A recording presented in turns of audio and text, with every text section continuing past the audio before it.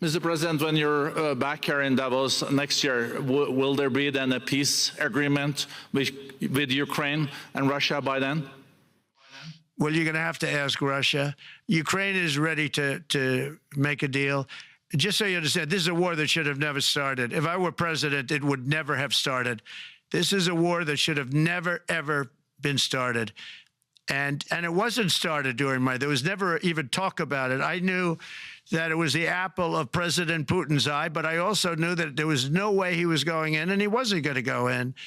And then when I was out, bad things happened, bad things were said, a lot of stupidity all around, and you end up with what you have. Now you have all these bombed out cities. They look like demolition sites with many people killed.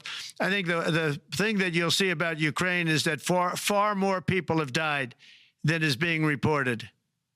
And I've seen that. But far, far more people have died. When you look at a city that's become a demolition site where big buildings have been collapsed by missiles hitting them and everything else, and they say one person was slightly injured. No, many people were killed. Those are big buildings. I was surprised at how that was my business.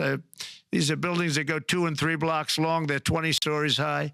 They're big, powerful buildings, and they were knocked down, and there were a lot of people in those buildings that announced that 2 people were injured. That's not true.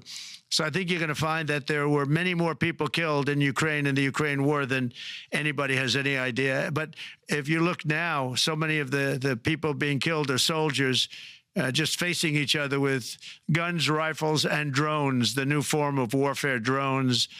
And it's a very sad thing to see. And when you see pictures of the fields that I see, nobody wants to see it. You'll never be the same.